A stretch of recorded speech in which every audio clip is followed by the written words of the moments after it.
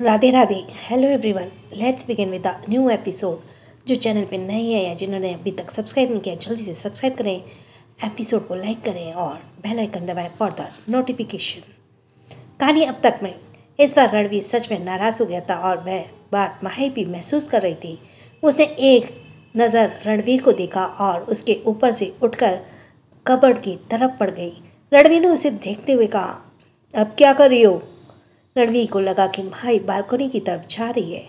माही ने रणवीर की बात को कोई जवाब नहीं दिया और कबर्ड से वह पेपर बाहर निकाला और वापस रणवीर के पास आई और उस पेपर को दिखाते हुए बोली, यही है ना वह कॉन्टैक्ट? रणवीर ने चिढ़ते हुए कहा, हाँ यही है, मेरे प्यार का दुश्मन जिसने मुझे तुमसे दूर रखा हुआ है। माही ने रणवीर की तरफ देखा और उस कॉन्टैक्ट के दो टुकड़े कर दिए। इसे देखकर पहले तो रणवीर भी हैरान हो गया और फिर उसके फेस पर स्माइल आ गई और जल्दी उसने उस स्माइल को छिपाते हुए कहा, ये क्या कर रही हो? अभी तो इसे बने 2 दिन भी नहीं हुए और तुमने इसे फाड़ भी दिया। अब आगे माही ने उस पेपर को उड़ाते हुए कहा, जिससे हम बहुत प्यार करते हैं ना रणवीर, उससे ज़्यादा देर तक नाराज़ नहीं रह सकते। माना कि तुम मुझे नहीं बता सकते कि तुम उस वक्त किस सिचुएशन में फंसे हुए थे, लेकिन मैं तुम पर इतना भरोसा तो कर सकती हूँ ना कि ज़रूर कोई ऐसी बात होगी जिसने तुम्हें मुझसे दूर होने के लिए मजबूर किया। वरना मैं भी जानती हूँ कि रणवीर माही से एक पल भी दूरी बर्दाश्त नहीं कर देगा। ये सुनकर रणवीर के फेस पे स्माइल आ गई। माही ने अपना हाथ रणवीर की तरफ बढ़ाते हुए कहा, अब चलो बेड पर ही सो, यहाँ सोने की ज़रूरत नहीं है।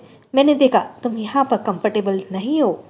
रणवीर इस बात का इंतज़ार कर रहा था और उसने सोफे से खड़े होते कहा, अब आई ना लाइन पर। मुझे पता था कि मेरी जान मुझे एक पल के लिए भी दूर नहीं रह सकती। सीधा सीधा बोलो ना कि मुझसे दूरी बर्दाश्त नहीं हो रही थी। रणवीर ने एटीट्यूड के साथ कहा और बेड की तरफ बढ़ गया। माही का मुंह तो खुला के खुला रह गया। उसने नहीं सोचा था रणवीर इस बात में भी एटीट्यूड दिखाएगा। वह रणवीर से कुछ कहती उससे पहले ही रणवीर कूदकर पेट के बल बेड पर ही पसर गया। माही अभी भी उसके हाथ अपने हाथ बांधे हुए उसे ही घूर रही थी। रणवीर ने जब देखा कि माही बेड पर नहीं आई है तो उसने अपना सिर उठाया, माही की तरफ देखा और मुंह फुलाए हुए उसी को घूर रही थी। रणवीर ने कहा, अब यहाँ खड़ी खड़ी क्या कर रही हो? कल सुबह जल्दी जाकर अपने काम पर लगना है ना? लगना है कि नहीं? रणवीर ने एकदम लॉबली आवाज़ में कहा। तो माही ने चिढ़ते हुए कहा, अपनी बॉसगिरी अपने ऑफिस में झाड़ना? यहाँ नहीं, मैं यहाँ तुम्हारी बीवी हूँ, तुम्हारी कोई एम्प्लॉयज़ नहीं हूँ। कहकर माही ने आकर रणवीर के बगल में बेड पर लेट गई और उसकी तरफ पीट करके लेट गई और मन ही मन रणवीर को गालियाँ देने लगी।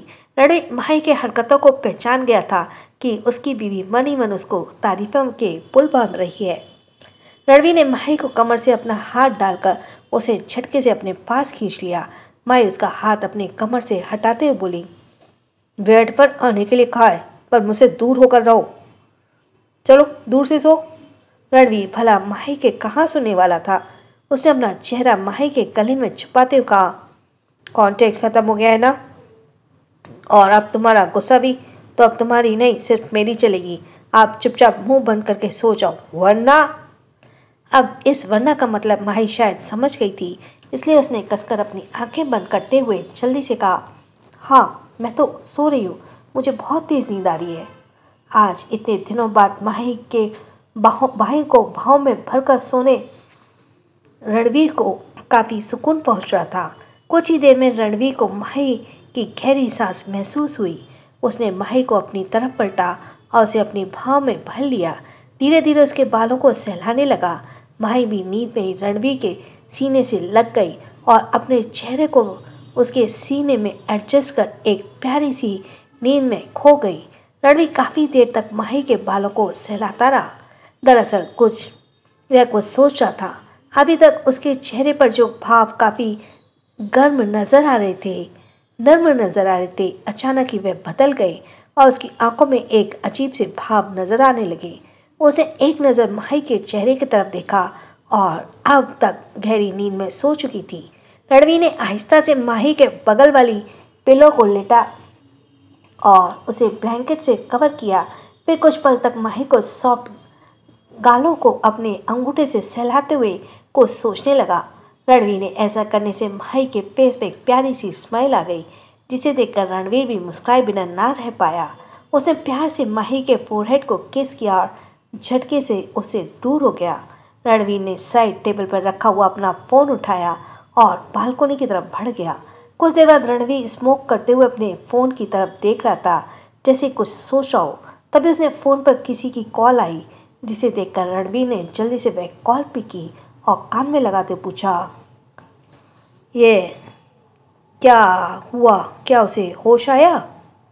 सामने से कुछ कहा गया, जिसे सुनकर रणवीर ने फ़ोन डिस्कनेक्ट कर दिया और वापस उस अपने रूम में आया।